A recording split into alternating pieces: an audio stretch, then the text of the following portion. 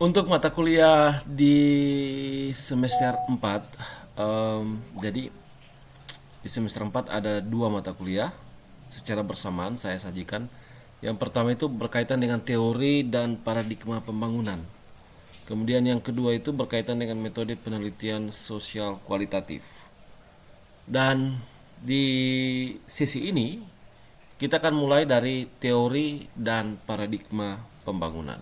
Online Study Dr. Tabando. Kita mulai dari membahas yang pertama teori dan paradigma.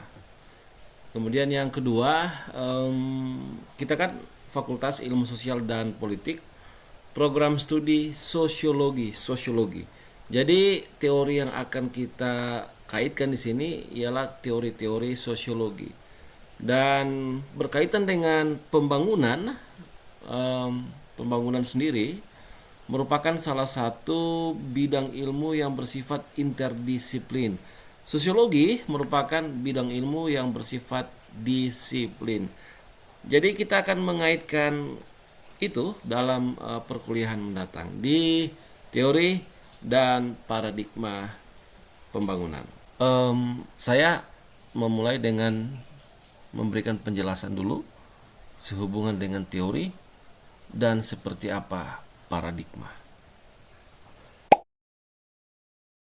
Teori dapat dikatakan suatu pemikiran yang betul-betul itu melihat segala sesuatu secara spesifik. Berarti teori juga dipahami sebagai pemikiran berkaitan dengan subjek atau objek dan kemudian dijelaskan secara spesifik, detail.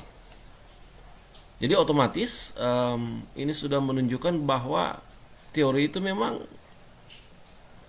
khusus menyoroti atau mengulas hal-hal tertentu yang memang diamati, baik itu menyangkut subjek ataupun objek. Dan teori itu dia memiliki dua hal sekaligus, dan ini menjadi gambaran dari ilmu pengetahuan. Yang pertama, dia memiliki karakter universalistik, dan yang kedua, dia memiliki karakter yang bersifat holistik. Oke, jadi tadi kan sudah saya mulai dengan membuka pengertian atau pemahaman kita berkaitan dengan teori.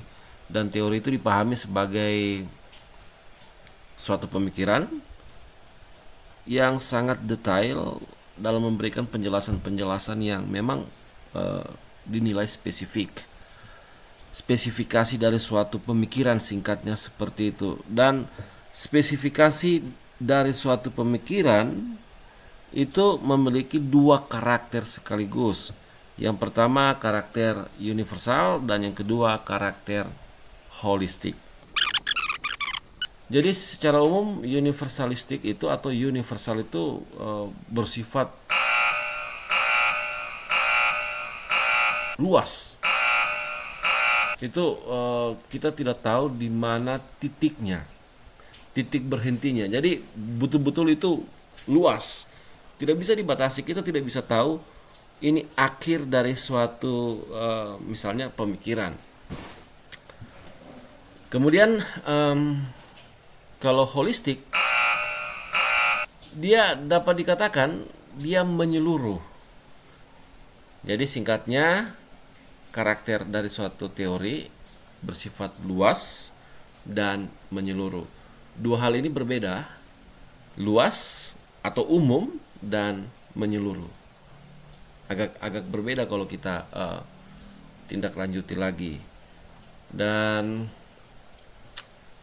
di sini kita akan masuk pada paradigma.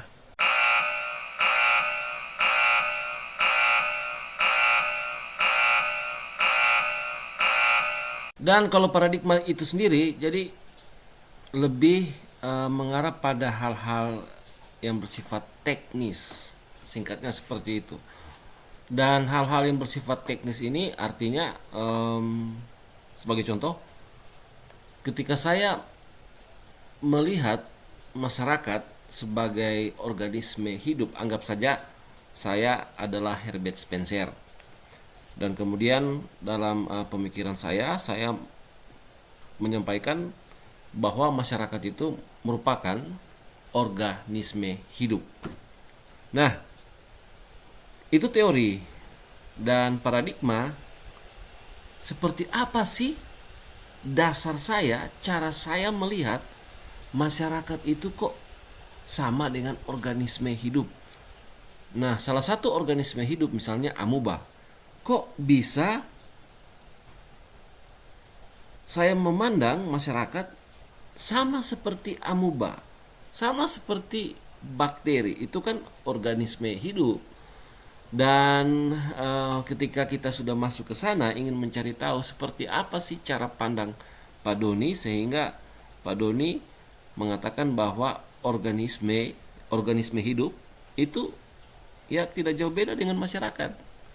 Sekali lagi, paradigma itu lebih bersifat teknis, jadi intinya pemikiran saya, teori-teori saya akan dicari tahu, akan kita gambarkan ini loh dasar atau cara seseorang itu berpikir berkaitan dengan masyarakat sebagai organisme hidup. Kalau seandainya kita memahami pemikiran Herbert Spencer, dan bagian ini menjelaskan tentang paradigma. Online Study Dr. Tabando.